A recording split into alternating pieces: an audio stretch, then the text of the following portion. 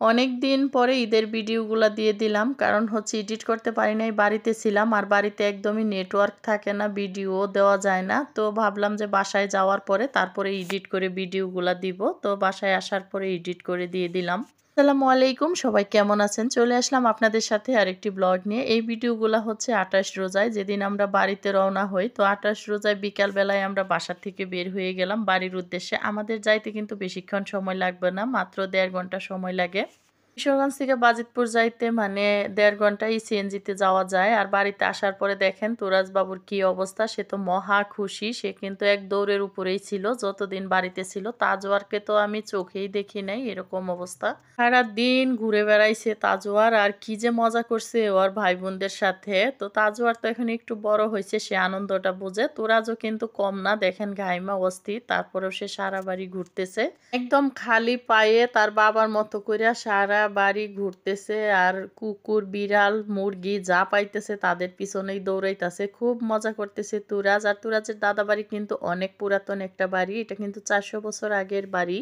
আপনারা হয়তো বিল্ডিং দেখলেই বুঝতে পারবেন কত পুরাতন বাড়ি এইটা। আর দেখেন ঈদের দিন মানে চাঁদ রাতে ভাই বোন সবাই মিলে খেলতেছে। আর ঈদের দিন সকালবেলায় প্রথম বাড়ি ঈদের নামাজ পড়তে মসজিদে প্রথম বড় বাবাই যায়। এটা প্রতি বছরই। গত বছর এই দিনে বড় মাও ছিলেন আমাদের সাথে, এই বছর নাই, আল্লাহ তাআলা ওনাকে নিয়ে গেছে। আর বড় বাবাকে নিয়ে যাচ্ছে ইয়াস আর তাজওয়ার। বাবা কিন্তু আমার বড় চাচা শ্বশুর, আমি বড় বাবা বলেই ডাকি। বড় বাবা মসজিদে চলে গেল। আর এদিক দিয়ে তুরাজ আর তাওসিয়া দুই ভাই বোন, এরাও কত দুষ্টামি করতেছে। আর তুরাজ কিন্তু আমার শ্বশুরের সাথে যাইতেছে, এই আমার শ্বশুর বাবা। তো বাবাও যাচ্ছে নামাজে, বাবা বড় বাবার পরেই বাবা বের হয়ে গেল। কেকেরা ভাইয়েরা সবাই মসজিদে যাবে এবং সবার সাথে দেখাও করবে। এই বন্ডিংটা আমার ভীষণ ভালো লাগে। আমার শ্বশুর বাড়িতে ঈদের দিন সবাই আইসা সালাম করে, মুরব্বীদের সবার সাথে সবাই দেখা করে, সবার বাড়িতে সবাই যায়। এইটা আমার ভীষণ ভালো লাগে। আমরাও যাই, বড় চাচি শাশুড়ি যারা আছে সবাইকেই সালাম করি, সব বাড়িতেই যাই, দেখা করে আসি। তো ঈদের দিনই সবার সাথেই দেখা হয়।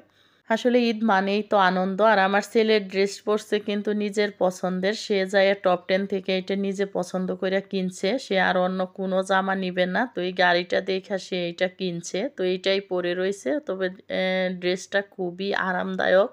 আমাদের পরিটা দেখেন একদম পরি সাইজে দাঁড়াইয়ে রয়েছে। আর এই দিক দিয়ে আমার পরিবার, এটা হচ্ছে আমার বড় মেয়ে, ছেলে তুরাজ, তুরাজের বাবা। এদের একটু ভিডিও করলাম। তো মেয়ে আর বাবা কিন্তু একরকম ড্রেস পরছে। আর আমার বড় ভাসুর, ভাসুরের ছেলে, আর আমার আরেক ভাসুরের দুই মেয়ে। আমরা কিন্তু জয়েন্ট ফ্যামিলি, সবাই এক বাড়িতে থাকি। আর পিঠারা বুড়া চাচাতো ভাই বোন সবাই একসাথেই বড় হয়েছে।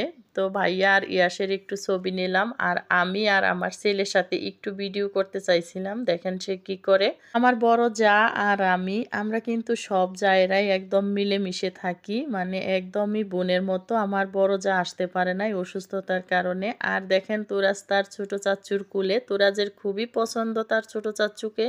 থেকে ভাইয়ারা এসে ভিতরে ঢুকলো, আমি আর আমার শাশুড়ি মা একটু ভিডিও করে নিলাম। আসলে এই স্মৃতিগুলাই থেকে যাবে, পৃথা আর পৃথার দাদুমণি। আর আমি সব সময়ই মানে একটু ভিডিও করতে চেষ্টা করি।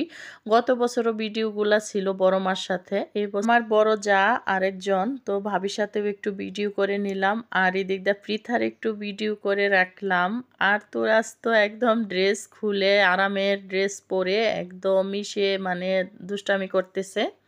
এই আরামদায়ক ড্রেসটা তার ফুপ্পি দিছে, তো সে খুব পছন্দ করছে। আর এই দিক দিয়ে আমার শাশুড়ির সাথে আমরা সব যারা মিলে একটু ভিডিও করলাম।